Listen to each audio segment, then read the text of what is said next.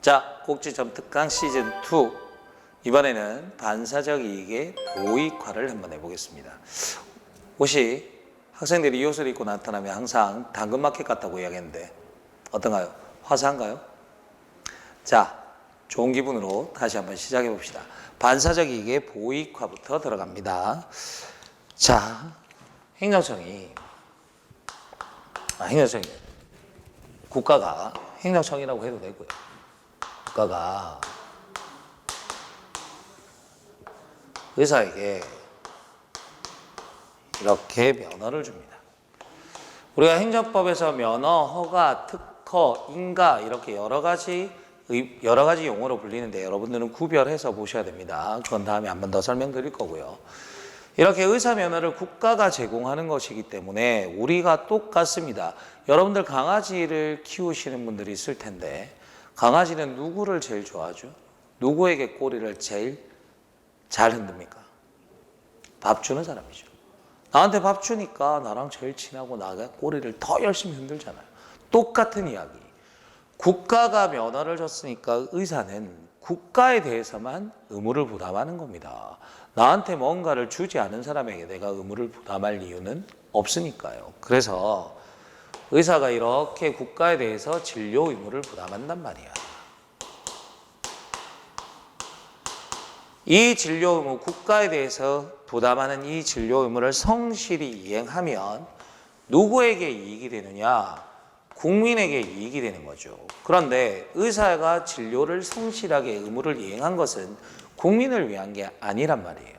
국민을 위한 것이 아니라 나에게 면허를 준 국가가 이 의무를 하라고 그러니까 그걸 이행했을 뿐이고 그 덕분에 국민이 이득을 본 거죠. 그래서 이 진료 의무가 국가에게 향했다가 튕겨져 나와서 결론적으로 누구에게 이익이 된다?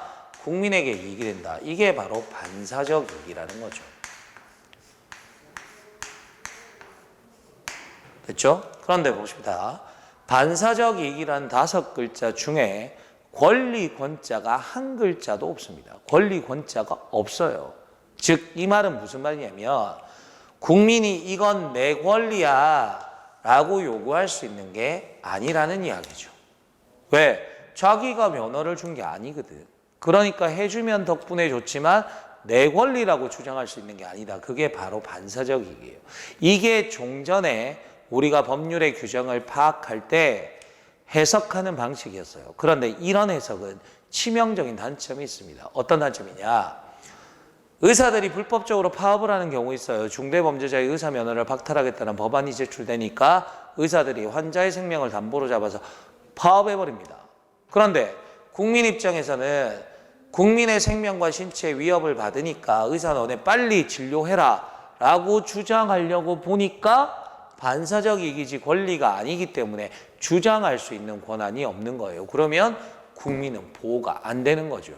그래서 최근의 견해는 어떤 법률이 공익을 보호한다라고 하더라도 주된 목적이건 부수적 목적이건 사익 보호성도 있다라고 해석하는 것이 일반적인 견해입니다. 그러면 이 진료 의무를 규정하고 있는 이 규정도 공익 보호가 목적이긴 하지만 부수적으로도 사익 보호성이 있다라고 해석을 해버리면 국민 입장에서는 나의 이익이 침해됐으니까 너네 빨리 진료해달라 요구할 수 있는 권리가 생기게 되는 거죠.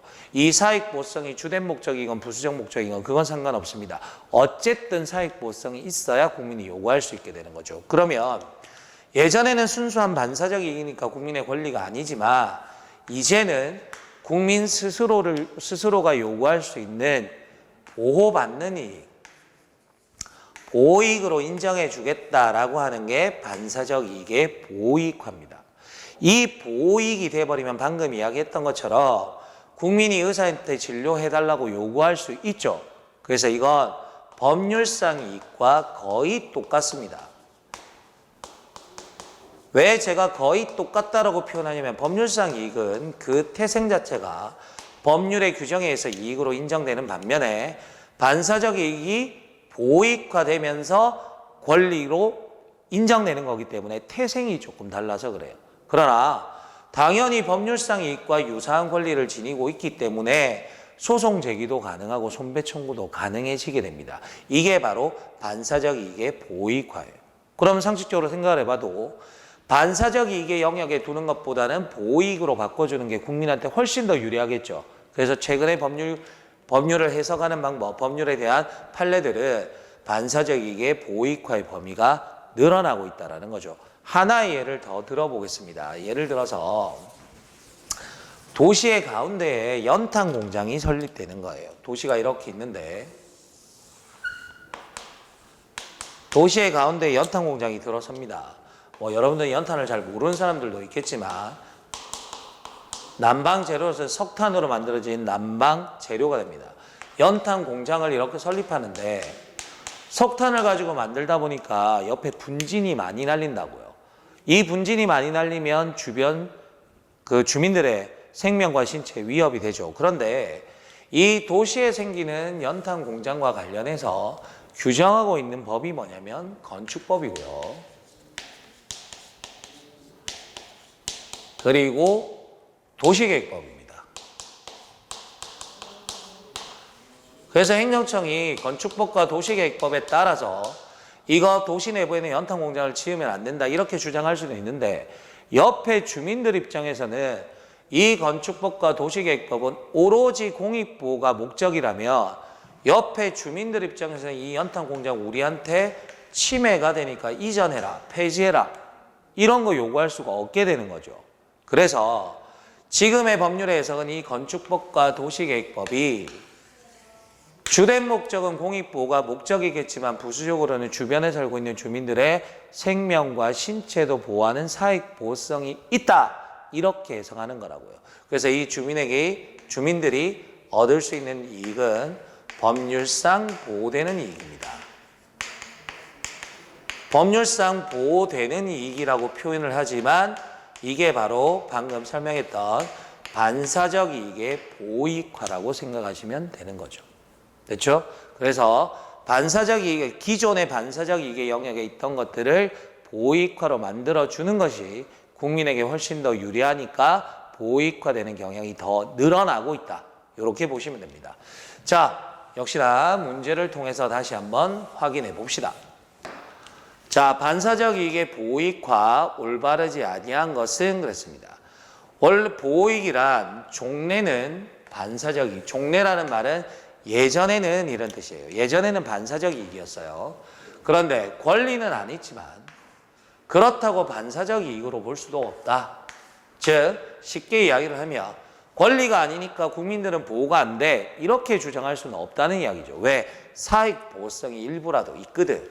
그래서 행정소송도 제기가 가능한 거고 그 다음에 반사적 이익과는 달리 소송을 제기할 수 있는 이익도 있고 원고가 될 수도 있다. 소이익이 있어야 행정소송 제기도 가능하고 원고 적격이 있어야 행정소송도 가능한 거니까 법률상 이익과 거의 동일하게 본다. 이게 반사적 이익의 보이익화죠.